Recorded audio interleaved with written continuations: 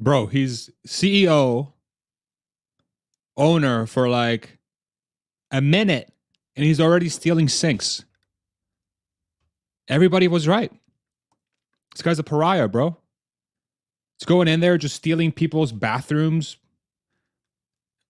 and bringing it into Twitter or taking it. I don't even know. Anyway, what a way to announce you're finalizing the deal, even though it's not exactly official. But apparently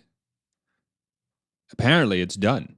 It's done, and I think Friday's supposed to be the final date here where they officially announce this thing. Come on in, everybody. Can you hear me? Hello. I hope you can hear me. Hello, hello, hello. Hello. What do you say he's stealing? Because I'm joking.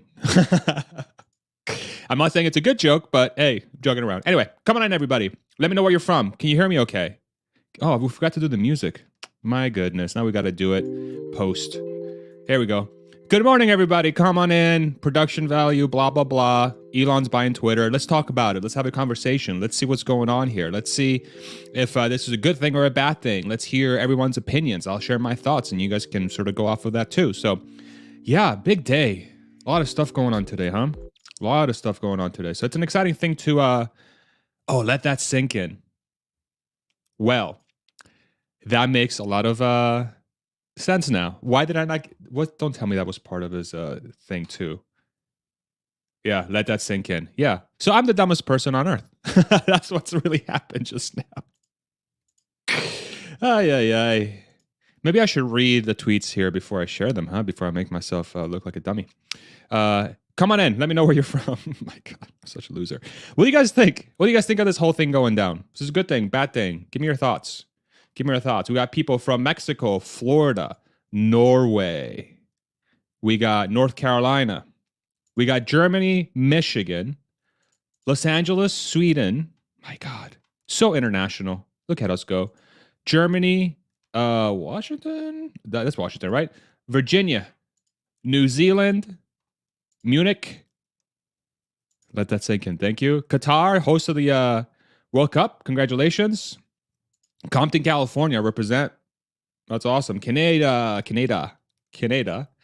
Bulgaria, Atlanta, a bunch of other places too. Thank you all very much. New Jersey, Massachusetts, Wisconsin, South Hall, UK, Cardiff, Bay Area, Montreal, Denmark. Look at us, people from the world.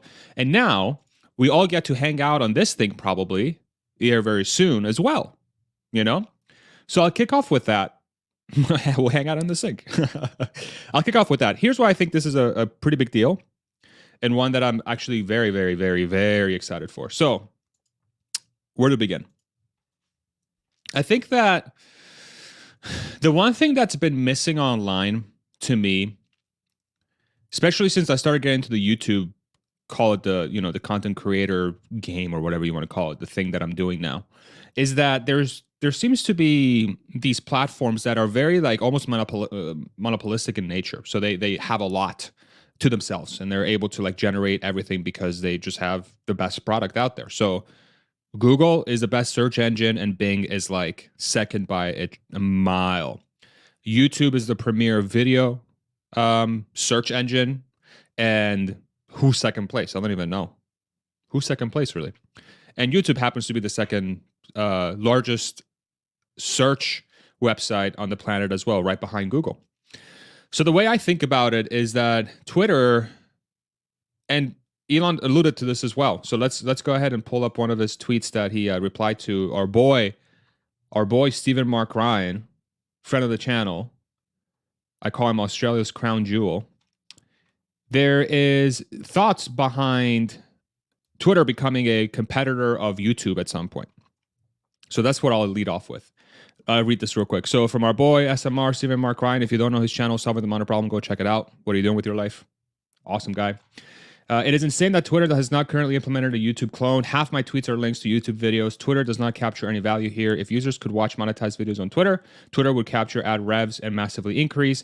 And then Mr. Elon Musk with a nice little winky face. And then Dave Lee, oh my, would be great for YouTube to have some competition. 100% agreed.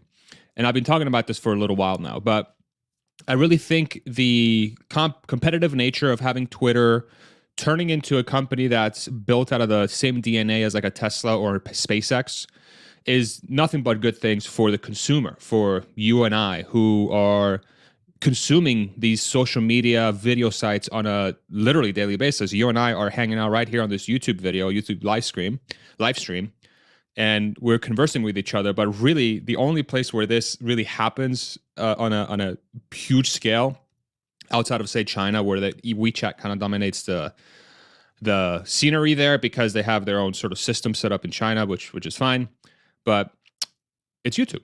And you could make a sort of argument that maybe Twitch in the streaming arena is the premier place where people go watch streams, but I don't think so anymore. I think YouTube is really becoming the end all be all. Go here to watch somebody talk or watch a video or something like that. So outside of movies, then you have Netflix and HBO and those guys. But in a world where Elon is able to build a team and create Twitter into that sort of WeChat-like platform that does everything, then you automatically have a couple effects that happen. One is that places like YouTube, companies like YouTube and other companies online that sort of are battling around the arena of multimedia, even news sites, I would put in that category. And there's many others we can think through, finance websites with like wallets and stuff like that. They automatically have a competitor that's very likely to be best in class in a few things. If you take Tesla as an example, Tesla was founded back in 2006, 2007, but it really didn't really hit the scene until say 2012, 2013, when the Model S first came out and started making cells. And the one thing that's been evident about Tesla vehicles, if you're pro-Tesla or anti-Tesla, whatever it is, what you have to admit is that Tesla has been able to grow well beyond most people's expectations. And some may argue that Tesla, I would argue this myself, that Tesla has the best car product out there, specifically around multimedia entertainment, sort of like the screen, right? Then the technology, full self-driving, so on and so forth. And just the way that the car operates as a transportation mechanism for people to get from point A to point B. So it changed the game. So that's sort of the point I'm trying to make here. The Tesla changed the game when it comes to cars. You take SpaceX as the next example. SpaceX was founded, oh my God, somebody help me in the comments. I'm going to say somewhere like early 2000s, maybe a little bit later, but around the 2000 area. Tesla and SpaceX were founded, I think, around the same time. SpaceX may have been a little earlier. But what was the common theme when SpaceX was first built? This is crazy. Elon Musk, what are you doing, you moron? Why are you making rockets that can land themselves? You're dumb. What a way to waste money. And then you're going to go start a freaking electric car company? You're the dumbest person on earth. That was the narrative, right? And Elon sort of come out and talked about that to himself. It's like, hey, if you want a good way of burning cash, do those two things. Yeah, it makes sense, right? But where's SpaceX now? SpaceX is by far, and nobody can argue with this point, by far the best solution for putting stuff in orbit. By far, it's not even close. From a cost perspective, reliability, cadence, right? And it's becoming a dominant, if it's not already, a dominant player in spaceflight. It's not even close. So what's the common theme there? You have a leader in this guy right here, this devil right here, handsome devil, whatever you want to call him, that is now going to head this social media company in Twitter. So in my head, I'm like, okay, cool. So you have this person who has a track record of executing game-changing companies and industries that were ripe for disruption. And what the signal that sends me is that this person, I gotta get used to this sort of mirroring effect here. Maybe I should like delete the mirroring effect. Anyway, this person is now viewing Twitter and the social media landscape as a place that needs disruption. I don't think Elon would have bought Twitter unless he saw the disruption opportunity in that space. And so that, for me, as both a consumer and a creator, has me extremely excited because there is a lot of opportunities out there for making Twitter into a much better experience for the end user. And in respects to being a YouTube competitor specifically, I think Twitter could very much use its existing sort of platform And then just like the tweet here said by Steven, our boy SMR, just, I'm going to go like this to say flip the switch. It obviously not going to be that easy. There's going to be a lot of technical work that needs to be done, but you already have the user base. And so if you have the technical expertise to build a video network, boom, all of a sudden you have a YouTube competitor. And then you think about the long-term implications of having something like Twitter under the sort of Musk umbrella. And we talked about this briefly yesterday. So I went on Tim's channel, Oracle Investments. If you don't know who that is, make sure you go check him out, Oracle Investments. I was on his channel yesterday.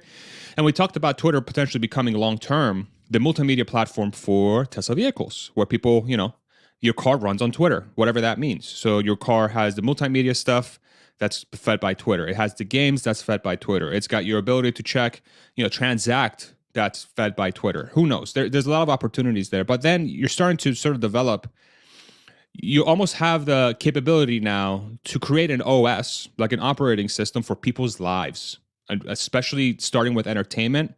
But eventually it could go into finance and it could go into other things that we don't even know of yet. So that's what has me extremely excited.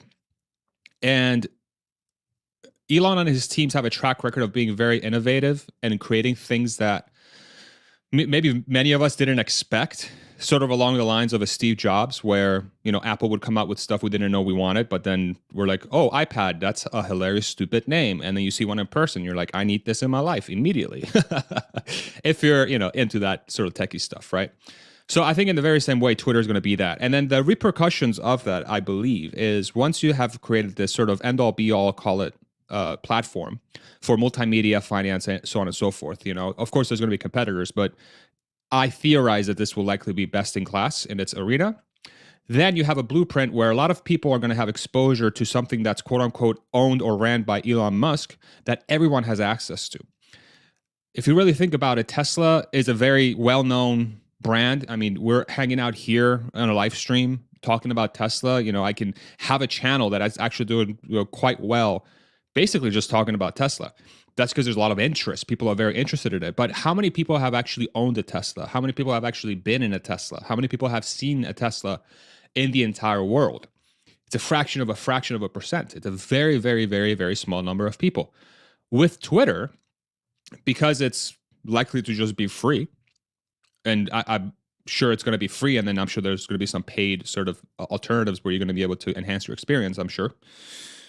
Now, all of a sudden, you have a thing that's built by Elon and his teams, of which are probably going to be the most talented folks in the world. And this thing is going to get in the hands of anybody who could potentially have internet access. Maybe save people in China because they're very sort of restrictive around that stuff. But call it, I don't know, 2/3 of the world, 2 billion people, very likely will have access to Twitter in a world where this company, this Twitter company, could now be the best platform in the world for social media, multimedia, finance, so on and so forth. So then that sends a signal that says, wow, I just got my hands on this incredible thing. I can't believe how much better it is than everyone else. It's so much better than YouTube. It's so much better than Facebook. It's so much better than TikTok. So much better than my bank. So much better than Square. It's so much better than, Coinbase. Go down the list. And it's in this one place. Oh my God, I love the kind of conversations and ideas that are being thrown around. I feel like we can have a very open forum and talk about ideas and not get freaking banned for saying something that, a very few number of people may not like, right? It's just, there's a lot of repercussions here. So, and that in itself then becomes a marketing arm for everything else that Elon owns. But it's heavily dependent on Elon executing at a very high level and his team's executing at a very high level to ensure that Twitter does meet those sort of like very high standards that I'm placing on it, I guess. But I think others are as well. And I think Elon would place on the company as well. So think about that effect, the guy that can build the dominant multimedia platform that could potentially touch 2 billion people. And of course, I'm getting ahead of myself, but I'm just using the track record to extrapolate out how Twitter is going to end up. Then those people are going to be like, okay, so now I'm pretty convinced that Tesla has a great product, and the stuff that I'm reading online about it being trash is not very representative of what he's done with Twitter. And there goes your FUD, right? If 2 billion people are convinced that the person who's running Twitter is an excellent product, they're not really going to care what they're going to read. They're going to be like, wow, okay, but this thing is awesome. Is it? And a lot of people I hear are saying Tesla's awesome, SpaceX awesome, and all these other things. I think that the FUD impact comes down dramatically over time.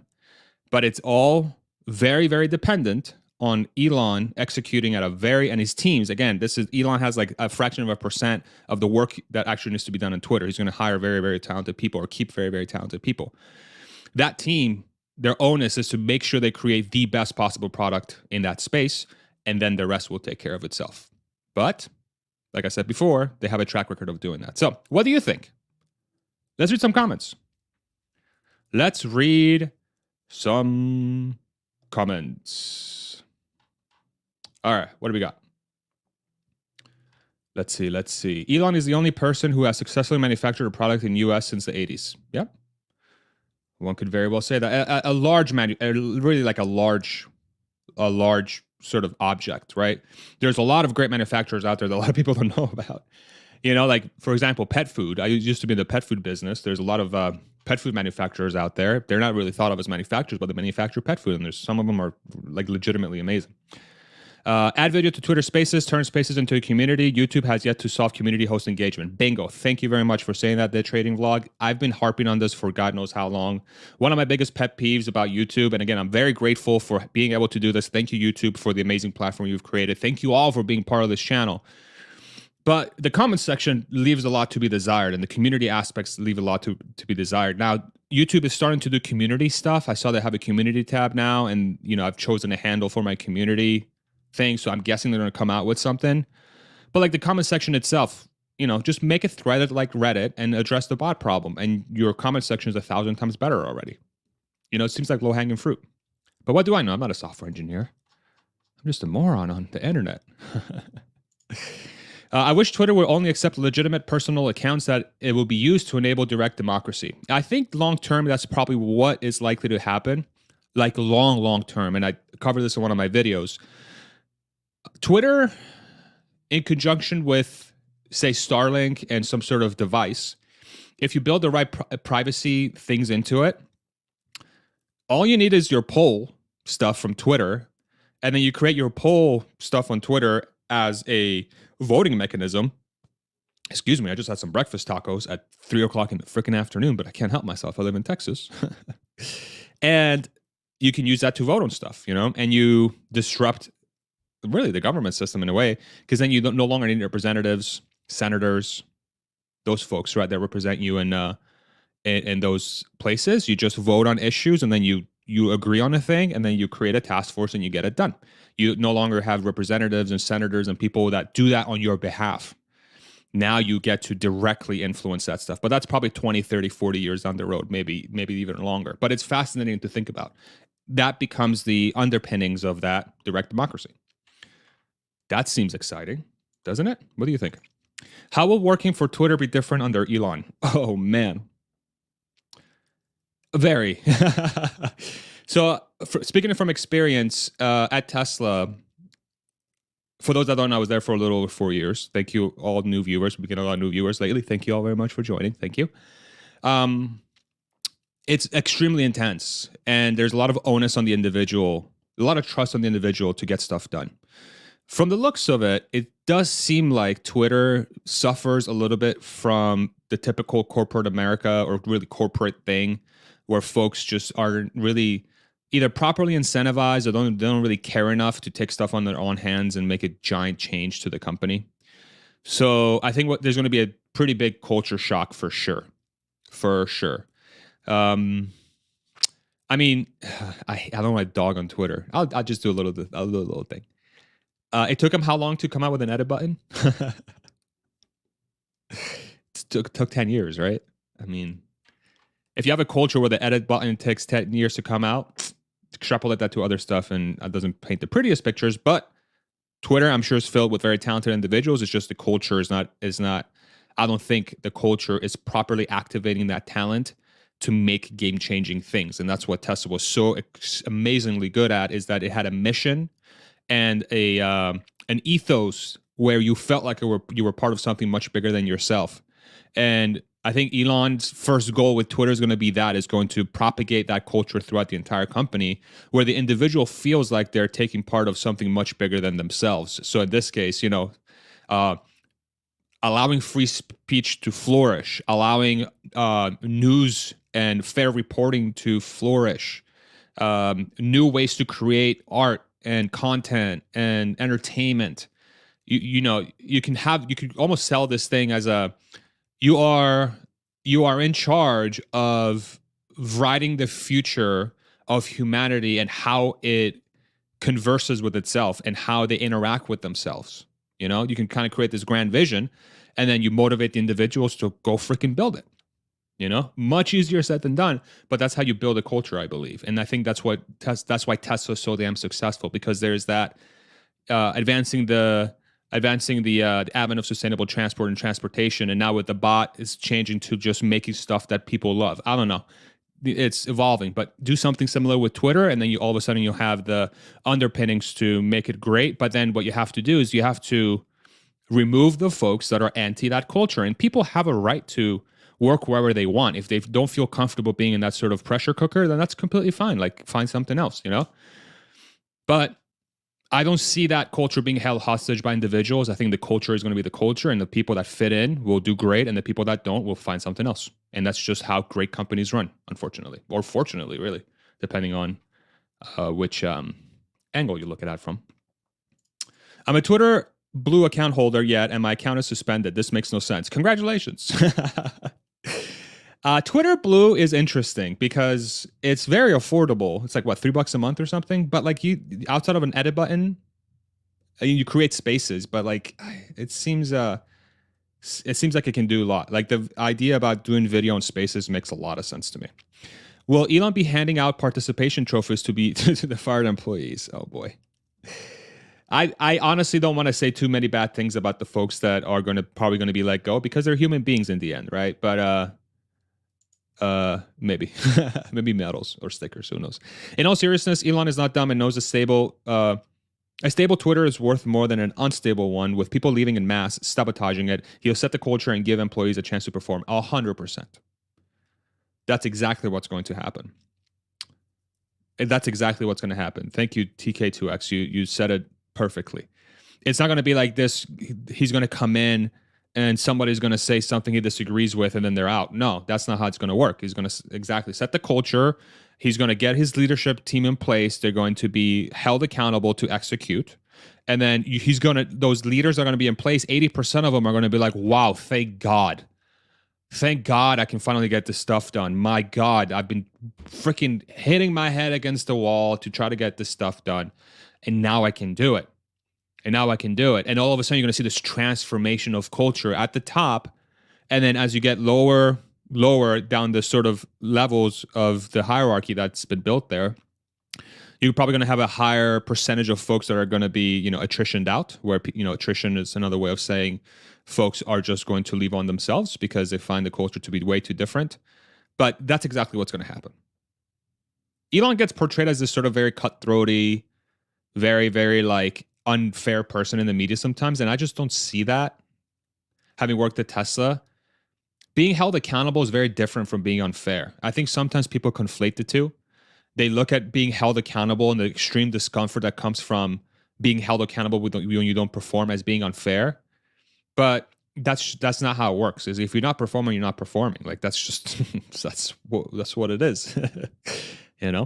So I think you nailed it. I'm about 5 minutes behind. I'm running at 1.5 speed. I will be in the moment soon. Come on, Donald. 2x. I'm kidding. Thank you for joining, Donald. You look so tan and glowy. Thank you. You like my skin? What languages and framework do I need to learn to apply at Twitter, you think? That's a good question. I am not familiar enough to answer that question, unfortunately. If anybody in comments knows anything, definitely help out our friend Eric here. Time to post videos on Twitter. For real. Yashu, do you want to come on and chat for a little bit, bro? Let me send you a link. Maybe we can get your commentary here. Juju gang. Here, Yash. I don't know if you're busy, but we'll send it over to you anyway. What's your name again? Yashu Sharma, right? There we go. All right, let's see if we can get Yashu in here. If you want Yashu to get in, post some juju in the comments. Let's see what else we got. Pretty sure that Musk could have bought Denny's and would have 43 billion left, potentially. How much is Denny's worth? What about people like me who have never been on Twitter because it's been so censored? Do you think user counts will? Yeah, 100% they will grow. Yes, I really think so. I think it's going to be a huge boon, to the user growth, because I think a lot of people really respect Elon. Elon, I don't think is properly represented in the media as far as how many people actually like what he says. But because he says some somewhat controversial stuff sometimes, it might rub him the wrong way. It might rub people the wrong way. But I really think it will grow dramatically. I really think anybody who's on Twitter, who's on TikTok, Instagram, YouTube, Facebook, that's like what, 1.5 billion people, maybe more, probably more.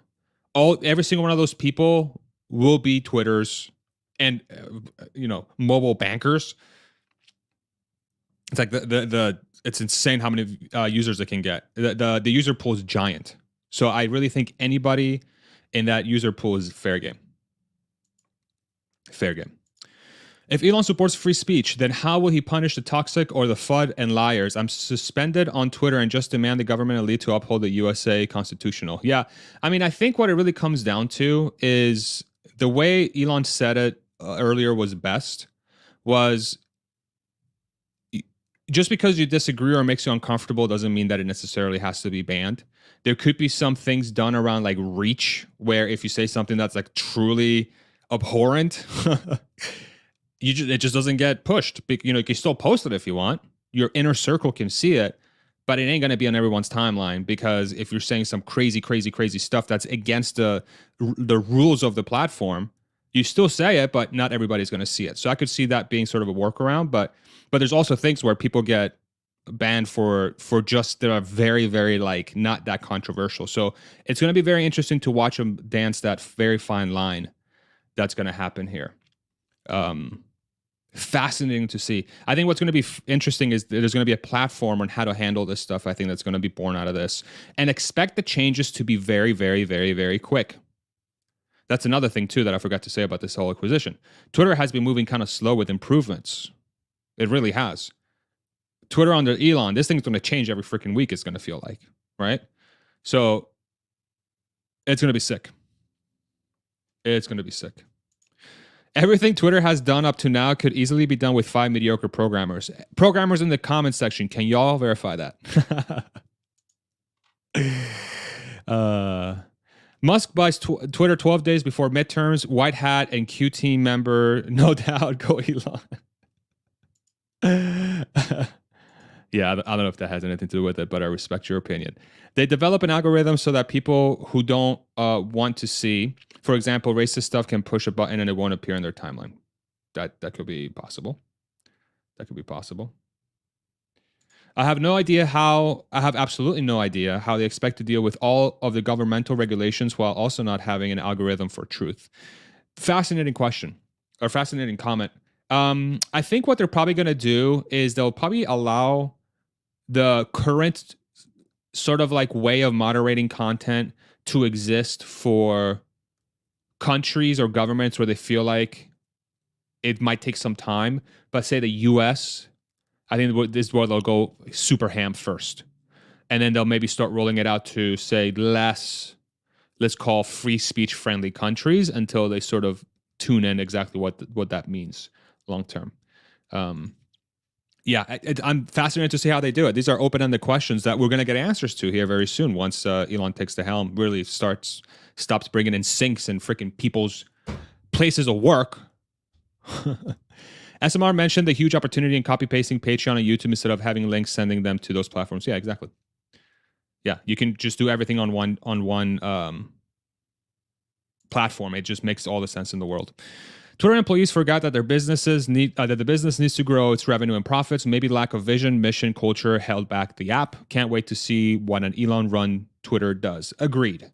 again, I don't want to say too many, I don't want to crap on their employees there right now, but I agree. I think it's more culture than anything.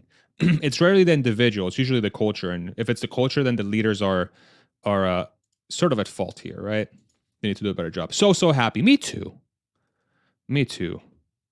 Tessa Boober Mama, Alexander Mertz. Welcome back. Who wants to come and ask a question or a comment? Let's do that for a little bit, yeah? So I just posted a comment in the comments section because where else would it go? And I also sent one to Yash. Let's see if he makes it in. But if you have a question or comment that you'd like to share live, click on that link I just posted here in the comments section.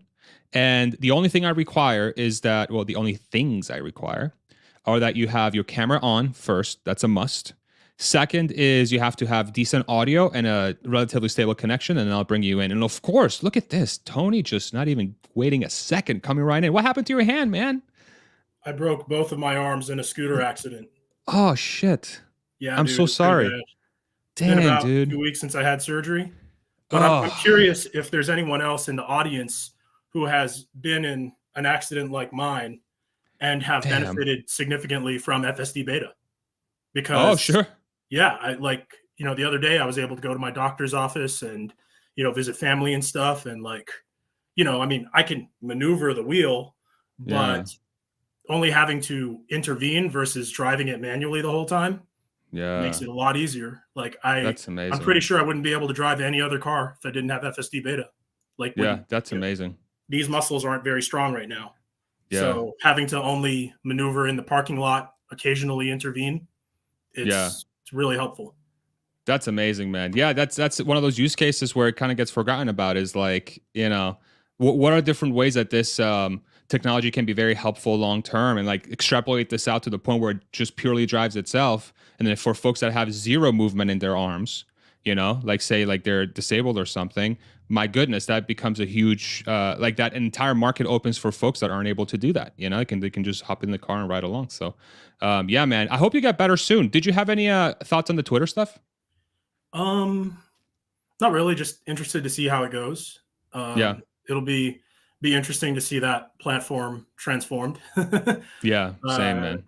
And then how much Twitter gets pushed in Tesla, how long it'll take before they make Twitter that you can use in your Model 3 and Model Y, and how far they go to try and push that would be interesting.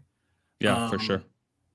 Yeah. I think about if Twitter will be the platform they use so that you can pre-order food in your Model Y and kind of integrate it so that you show up at the supercharger and the In-N-Out already has your order ready or whatever, because they're sign me up superchargers now where the place you really want to go to, walking there and then walking back, you're already charged and you're kind of running back to avoid an idle fee. I'm sure you guys in the comments have had that and you've experienced that too, right, Farzad? Sure. Yeah. No, that's a great idea. There's just the opportunities are limitless. They really are. But thanks you so much for coming on, man. Really appreciate you. I hope you feel better soon. I'm going to bring in the folks that I've jumped on. Thank you, man. Feel better soon. I hope you do well. Take it easy, brother. All right. We got Eric in the house. Eric in his mobile grooming van. Who's there to say hello? This is Norval. What's up, Norval? Norval. Nice. He's a Shih Tzu. How's it going? Nice. Good, man. Doing excellent work. I appreciate it. Thank you, man. Appreciate you.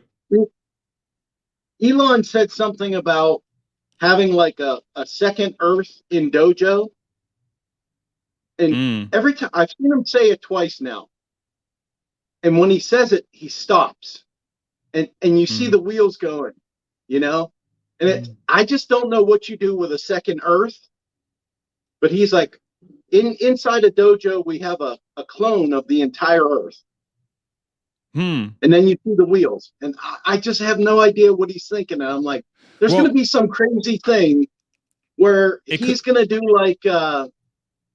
an instant satellite picture of anywhere on Earth from Starlink at any given time on Twitter. And then here, I'll really blow your mind on top of it. I can't wait. If you don't like the dojo clone of Earth will actually send a bot to take a live video right now, this second. And so what are you trying to solve there? What's the solution you're trying to solve for? Okay. I have no idea. But the technology is there to do something like that, right? Yeah. I mean, I think what it is, it's more like, I think it's his way of saying that's the kind of technology you need to get to, say, artificial general intelligence, where you have AI that's aware of its surroundings, and that's an extension of full self-driving. So full self-driving is a very useful 3D space thing that they've built for cars, but in reality, all of us navigate in 3D space. So if you can use the full self-driving technology to kind of build that Earth inside a dojo, then theoretically you just need to program the object that you're creating to be able to navigate itself through that Earth, right? So that's how I'm interpreting that comment, but I could be wrong, and you could be 100% right. Who knows? No, I have no clue, and I have no clue that it has anything to do with Twitter. But maybe since you have a self-driving car and a motive robot, maybe you could have one of those posted in all major cities, and if there is breaking news, the car could drive the robot over, the robot could walk right into the scene and be showing you live video of what's going on at a breaking news story on Twitter. Yeah. No one could have it faster. Yeah. You know? That's a great idea. That's a really good idea. Like you just it's an electric car and an electric robot that's just sitting around waiting for a story to break. It doesn't cost really anything after the initial cost. Leveraging your technology to do that for sure. That's pretty innovative. Yeah, actually, I'm going to think about that more. But we have a lot of people waiting in the wings. But thank you, Eric. Appreciate you, brother. Bye, Norval. Thank you, brother. Bye. David, how you doing, sir? Oh, I'm doing great. How are you doing? Can you hear me okay? You sound milky smooth, man. What kind of mic you got over there? Milky smooth. Oh, I've got a little one of those little Rode things, but I do some stuff here in my little home studio, so I'm kind of set up. You sound great. You do a good job. You really come a long way in all of that. So thank you, David. A thing that I'm particularly interested in, I mean, I'm excited, and I'm a pretty recent Twitter follower. And it's really a place. But I'm really interested in what it does for utility for sort of the everyday man, like the PayPal functionality and various things like that let people do practical work. So like there used to be banks, or the post office used to have a banking service before my time. And it was aimed at like lower class people who really have a hard time getting together enough money and all the administrative details and things to establish and maintain a bank account. And so some people think it would really help people out if they had a low cost, easy to access, lightweight banking system, for example. And so people have been talking about the PayPal type of functionality going into Twitter. And I'm just thinking there's going to be a lot of that stuff that we could see move into Twitter. And I think that would be a great thing. And then the other thing is, do you see a role for sort of an active AI, taking a much simpler version of this dojo possibilities, that's basically giving you some sort of real-time, near real-time about the provenance and the reliability and not so much the identity, but the genuineness of the people that are commenting on things. So you can be following some discussion thread and get some AI mediated feedback about how real it is.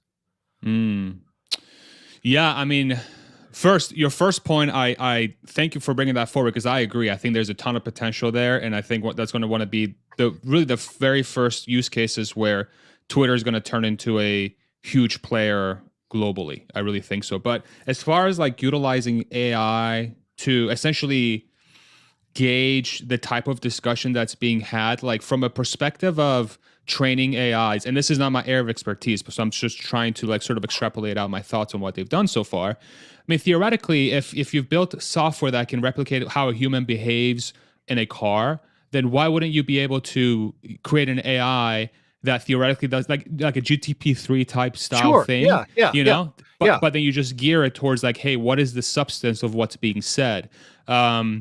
And so is the value there, David, that you'll be able to sort of like identify the truthiest thing that's being said? Or I think that's it. I think that's it, because you know, it's very difficult. We're evolved, you know, to have these kind of discussions person on person and in little groups of people, you know, just a handful of people. And then it starts to get weirder and weirder the larger the audience gets, you know, and the next thing you know, you have politicians, you know, go in a big auditorium saying their things, and the auditorium and the people in the auditorium are starting to have this crowd reaction, but you've lost that close back and forth and being able to see somebody's eyes and be able to, you know, get the tone of their voice. Things take off, right? I mean, but that's just exactly it. You get another layer of sort of truthiness of things. Yeah, no, that's a great thought. I'm going to think about that a little bit more. I think there is like, why wouldn't it be able to do that? But that's kind of the beauty of having somebody of Elon's caliber and the kind of teams that he puts together. Yeah. Cause it could kind of be telling you like, hey, by the way, the crowd is starting to get angry. You know, here are in our social measure. This is sort of what you know. Hey, put a red background. People are getting pissed off. Or alarm bells start going off. Or there's a thing that says, hey, the crowd really liked. The crowd really showed interest in your comments about interest rates. You know, whatever the discussion is. Yeah, and you know, kind of giving you a much more powerful and larger social perception. Yeah, sort of, I like that. Sort of real time as you're doing it. But anyway, I'll let you go. You got I'm sure you got a whole line of people. I got a host of folks, but man. David, those are great thoughts, man. Thank you so much. Appreciate you. Bye-bye. Take it easy, brother. Bye. Yashu, you want to answer some questions with me? Are you busy? Let's do it. No, how's it going? Yeah. Am I coming in okay? Am my audio okay? Yeah, you're coming in okay. Yeah. Let's bring Juan in. I know Juan was up earlier. I think he reconnected. But Juan, how you doing, my friend? Good to see you. I'm doing good. Thanks for waiting, dude. We got a long line today. Yeah, I'm not driving today. So I was just thinking about, you know, all of Musk's companies are all just interconnected. And so I'm thinking Twitter is definitely going to be used for Mars. It's definitely going to be used like the communications platform for Mars. And I mean, I could imagine Tesla bots in Mars using Twitter to send us messages about what they see or video feeds, and we're all able to go on Twitter and be able to see what is happening. And if it is a catch-all app, then it could probably also be used for interplanetary commerce. What are your thoughts on that? I like that. I think that makes a lot of sense. As long as the internet can connect with each other from, say, Mars to the Earth, then Twitter can just become the de facto place where people do, you know, sell stuff, and theoretically maybe you use Starship to ship stuff from Mars to Earth, but that's going to be hella expensive. Yashu, what do you think? I think that's a great idea. I think already you can Doge tip people on Twitter. I've seen it before, if that's not spam. So it's definitely possible, it seems like. Yeah. Like if you remember old shows like Star Trek, they would have the ships would go, and then they would have little satellites that would be every so many light years, and it would be like a relay. So I think, you know, with the way Starlink is, I think it can definitely make that happen. For sure. It's going to be exciting to see. Thank you so much for stopping in, Juan. We got a couple of people waiting, but thank you, brother. Thank you for waiting, man. Appreciate you. All right, let's bring in Donald. Donald, how's it going, my man? Uh-oh. Get the mic up. There he is. Can you hear me? Yes, sir, we can. How you doing? Yeah. Okay. Oh, wait. I have a echo. Just a second. No problem. Okay. Hey. Guess what? Good to see you. Yeah, what? Elon bought Twitter. This is amazing. Have you heard about it? Everybody is talking about all the socioeconomic stuff and all the, you know, dojo stuff. And I love that. But also there are some just some basic issues that I'd really like to see solved. Mm-hmm. Playing a moving GIF, right? I would just love to see that work, because what a GIF is you know, Elon is an alpha, right? And so he should be able to have alpha on his platform. So with videos, you have the red, green, and blue channels, but there's also an alpha channel, right? So you can subtract it out from, you can subtract out backgrounds and stuff, right? So it's like, you know, Twitter has a default of a white background. If you try to put a GIF like that on there, you know, so like say I'm talking and you see this whole background on me and I subtract it, make a GIF out of it and just see me. But so then it would like a background remover kind of thing. Yeah, but it's a GIF, right? And also for the last 10 years, websites and OBS and a lot of things have been able to play WebM videos. That's like a moving GIF, only with sound, right? I see. And I've been trying to get that. I mean, I've been trying to get like bigger files to play moving GIFs and stuff like that on Twitter. And it's like restricted to 15 or 20 megabytes. It's just tiny these days. Yeah, I think that's that's the easy stuff that I feel like Elon will for sure do, because you know he loves entertainment. So I think stuff like that will definitely be within their like easy stuff to get done. Boom, boom, get stuff like that out there, out to the public, so they can start utilizing it. What do you think, Yashu? Agreed. I think Elon probably already has a list of 10 things that are going to be released in his first month just to prove a point to everyone. Yeah, those are technicalities. I think they're going to be solved. It's just server issues, hosting issues, engineering talent. That's on it, because like when you're like advertising someone's video, you can make it like pop out and stuff like that. And you know, but if you're like in night mode on your Twitter and you have a transparent background, it'll be white. So it, you know, won't pop out and stuff like that. And you won't be able to speak because it won't take WebM videos. And the size requirements are just insanely small, right? We're in 2022, dudes. Yeah. Right? That's why Elon bought Twitter. Yeah, let's get it. That's the exciting part of it. Hell yeah. Thank you, Donald. All kinds of other stuff to talk about, but you know, those main basic things, you know, that should be I love it. I love it. And it's the fact that you like highlighted just the low-hanging fruit there of how like a game-changing entertainment or thing that you can, like technology that you can use that should be relatively easy to implement versus everything else they're doing that's no one else is doing is great. And that's what they're going to do. No one's talking about it. No one's mentioning it. I've tried to do this but for you years. But you are. God. Yeah. I want it now. You're going to get it, bro. Thank you, Donald. Take it easy, brother. Bye. Joel, thank you for waiting, dude. You've been like on the wings for like, it feels like an hour, dude. Thank you. Oh, I can't hear you. I think you might be muted, sir. That might be. Oh, now you're unmuted. You just got to make sure your microphone, can't hear you. You got to make sure your microphone that you have selected under settings is the one that you're trying to get your voice through.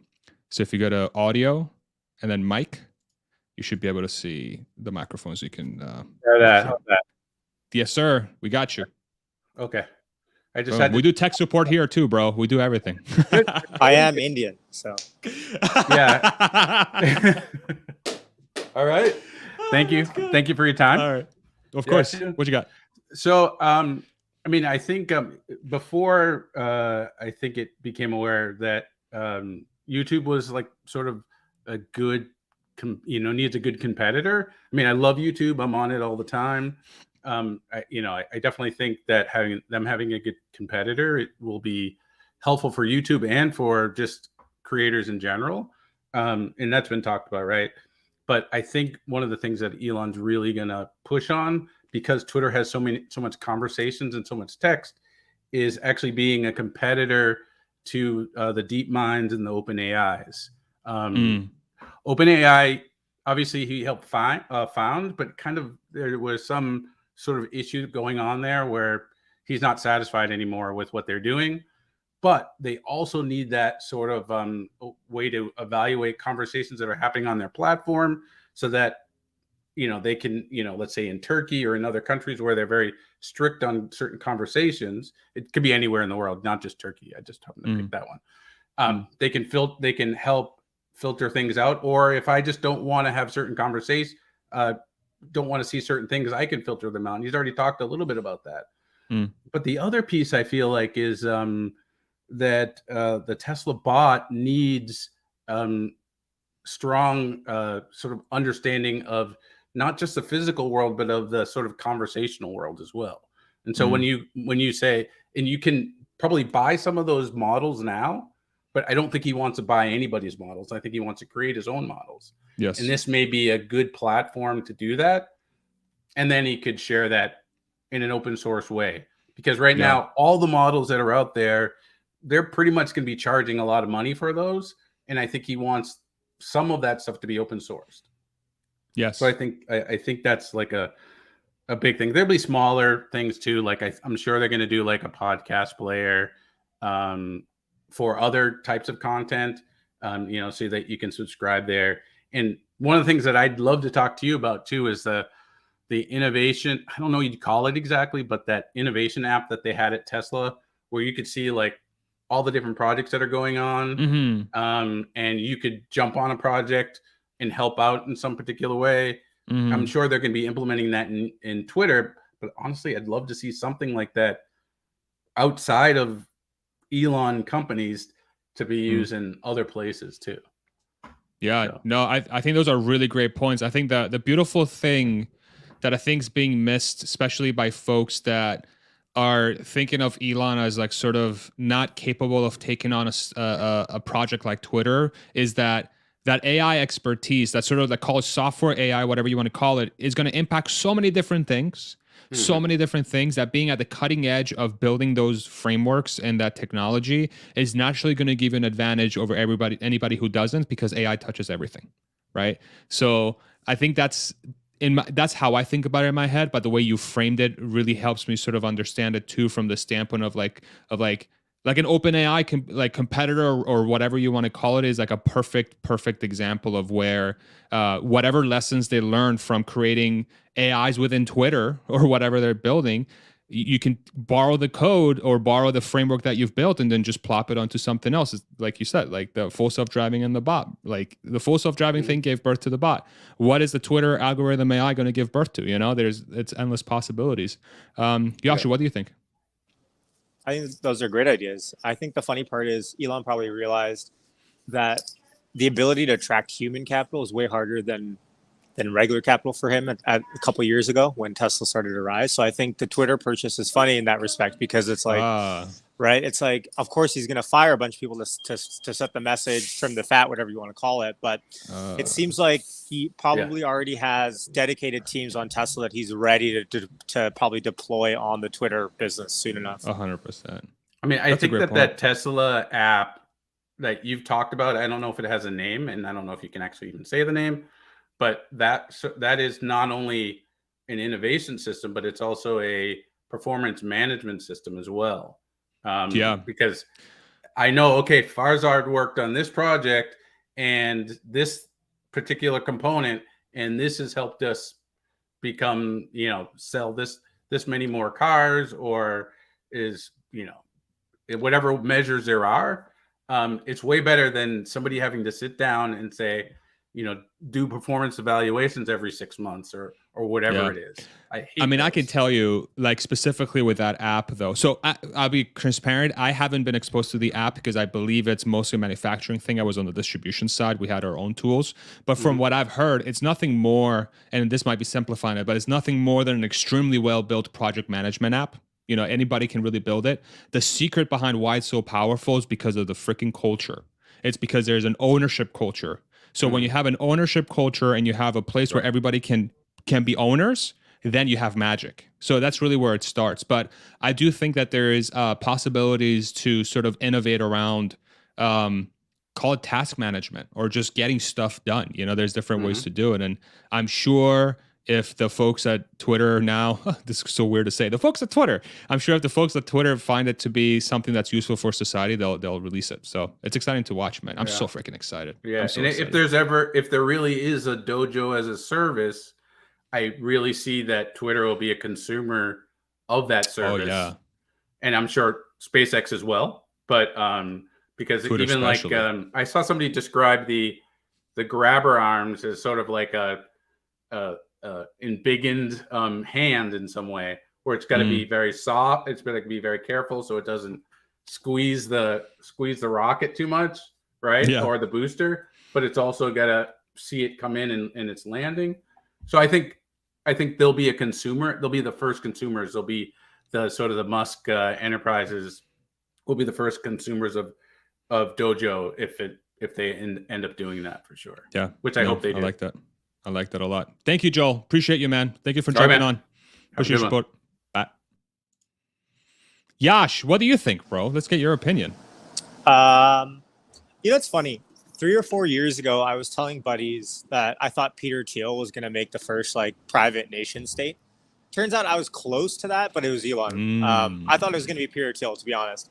But can we just aside from everything I've said about Twitter and how I think finally this whole narrative of is he buying, is he not, is he selling is kind of over, kind of the sideshow for Tesla investors, let's say. But aside from that, can we just say it's kind of a pseudo communist state almost, if you think about it, because Elon wants to make this WeChat alternative, and of course not communist in the strict sense, but Elon wants to turn Twitter into this banking system, free speech, if you want to call it that, platform, which is kind of a nation state on its own, if you think about it. And Elon is going to be governing this free speech, which is of course ironic. It's hard to govern free speech platforms because it's centralized. And at the end of the day, that's why, so it's kind of stuck in my head a little bit. Of course, I'm not calling Elon a communist or saying that to him. No, you are. That's what we're going to take away from this. I'm kidding. Okay, fair enough. But I mean, I do think it's funny. Elon is basically saying, look, I'm going to be the governor of free speech in the same vein that communist dictator leaders will say, look, but I'll have the best interest for you. I have more faith in Elon than history dictates for communist stuff. But I just think it's at the end of the day, how can it be centralized? Well, it can only be centralized if you don't have advertisers. How can you not have advertisers and still have real costs if someone is footing the bill? And at the end of the day, I think Twitter has to find a way that it can monetize itself without being beholden to advertisers. Yes. But at the end of the day, advertising is the best model. I love the advertising model. I'm biased, I know, because I run a lot of media, but I just think it's the best model out there. So I'm curious to see how Elon tries to monetize in a way where you don't have stakeholders that kind of run your company. So that's fascinating stuff, man. I've never thought about Twitter, really any sort of call it social media or media company. Well, not really, because again, it has to be multifaceted. So this is kind of new for the US, eh? Look at me, I'm all Canadian now, eh? Yeah, that's wow. Okay, I never thought about that. I got to stew on that a little bit. So why don't you think Twitter can come up with an alternative to advertising as being a model to generate? Here's what I was thinking. I'll give you an example and then I'll let you answer. Sorry. So what if everybody, if you wanted to use Twitter, say whatever you want to call it, it's paid, but it's microtransactable. So I have 1,000 Doge in my account. That's equivalent to what, 5 cents now. Who knows how much it costs? But it's $1, $2. And then every second that I'm on the app, I get charged a microtransaction. And whatever thing I am viewing, that creator gets the microtransaction from that attention. So it's almost it's no different than advertisement, right? But really, I guess in this perspective, it's the viewer is paying to view content. So I don't know if folks would be willing to do that, but what do you think?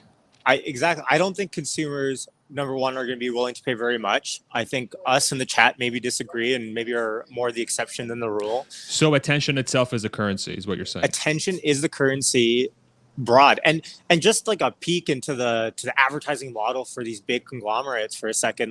The way that really a lot of the choking of free speech happens in big tech is that you have Coca-Cola, you have Disney, you have these big platforms that are spending hundreds of millions, if not billions of dollars in advertising a year. And they come to YouTube and they say, look, this guy, everyone is emailing us and telling us your ads are running on this guy's platform.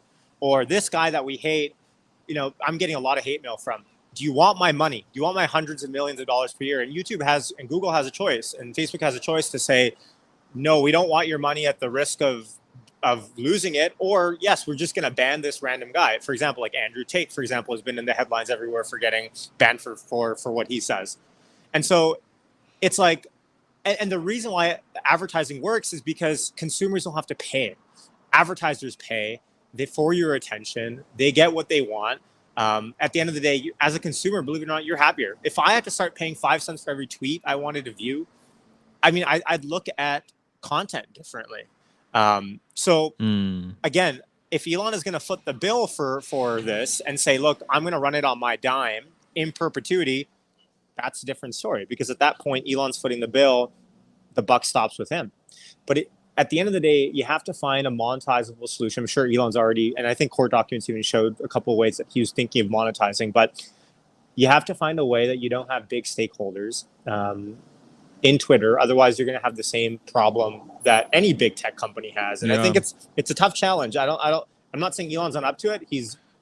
Look what he's done. This is, I guess, a smaller scale problem, but it is a problem nonetheless. But I think what's interesting about that is that problem you're outlining is the equivalent difficulty of getting an electric vehicle factory up to scale or getting a rocket to return itself back to Earth, but it's in the media landscape. It's exactly what you described. You know, it's going to be hard as hell, and I have no idea how he's going to do it. But there's a guy that has a track record of making really, really almost impossible shit happen. You know. It's kind of like that's kind of a bullshit statement on my end, because I'm like, it's kind of like, well, where are the hard facts that can back that up? I don't have them, but there's a track record I think that needs to be valued. And you agree with me. I know you agree with me in that standpoint, but I think the point you're making is that it's very legitimate. So we need to see signs as to how he's going to truly address that problem in order for Twitter to become this sort of amazing platform that's being sold to be, right?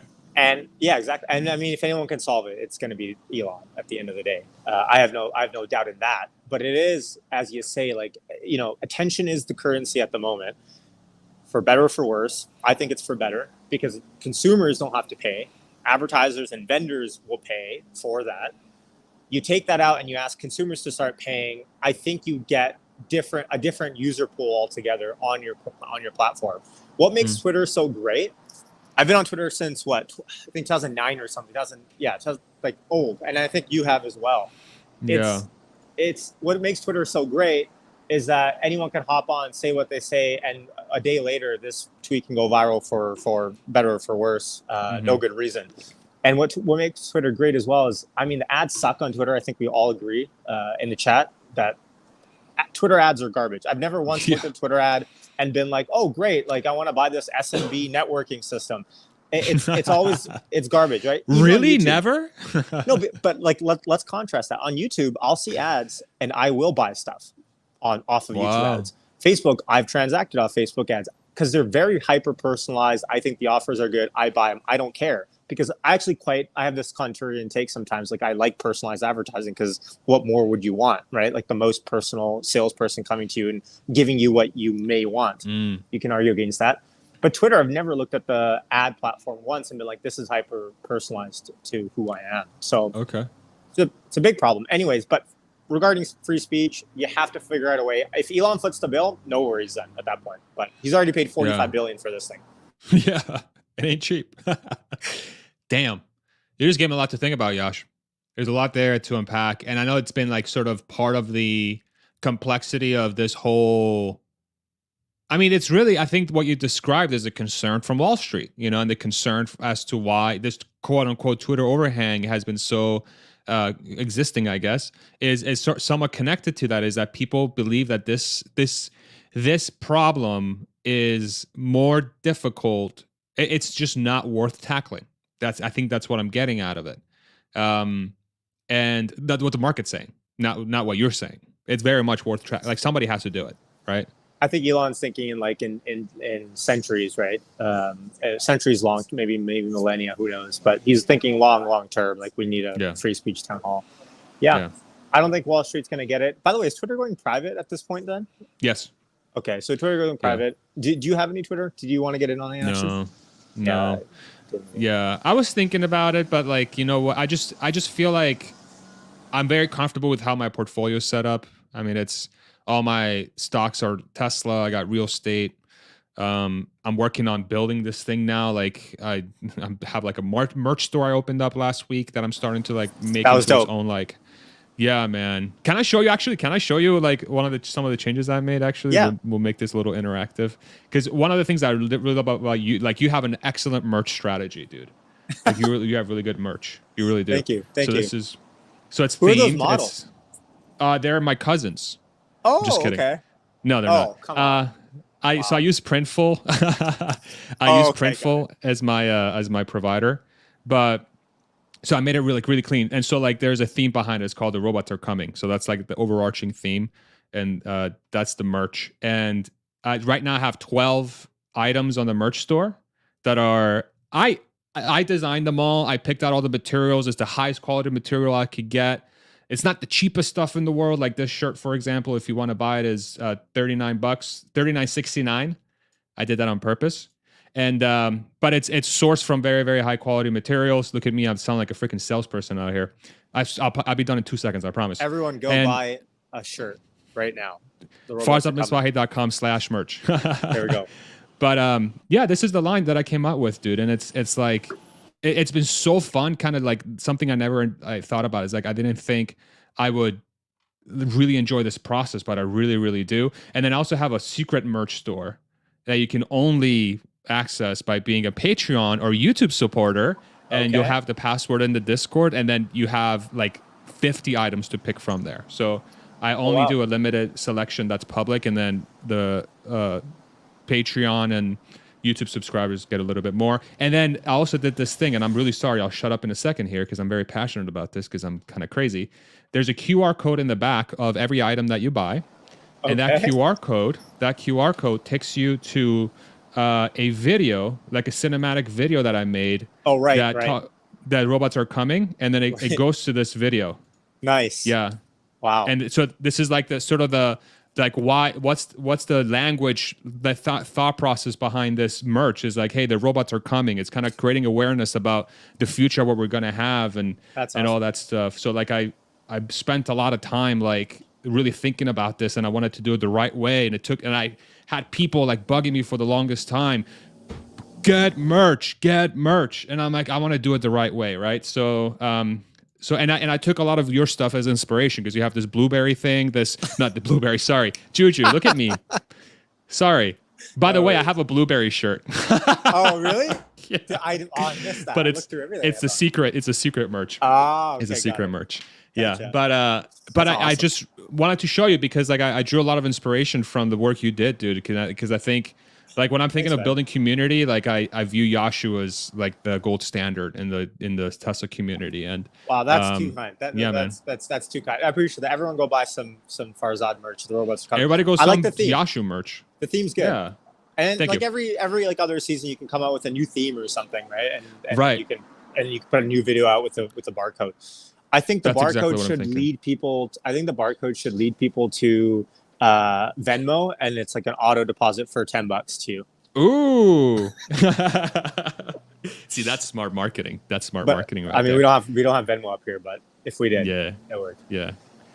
I kind of like I like tying like a sort of like an overarching message to this, and that was kind of my thought process. Like, how can I make it into like an art thing more than anything, you know? So we'll see how it does. And I love it. So we're talking about ads, right? Like, okay, so now I have this merch line now that theoretically I could market on its own, and that was kind of the thought process. Like, they almost like live in separate worlds, but I could take this merch line and market it on its own. And I'm curious to see how Twitter works this out. You know, like if it's something that people would actually want to see, and I'm not trying to shove stuff down people's throats, but I'm like, hey, look at this thing that I created.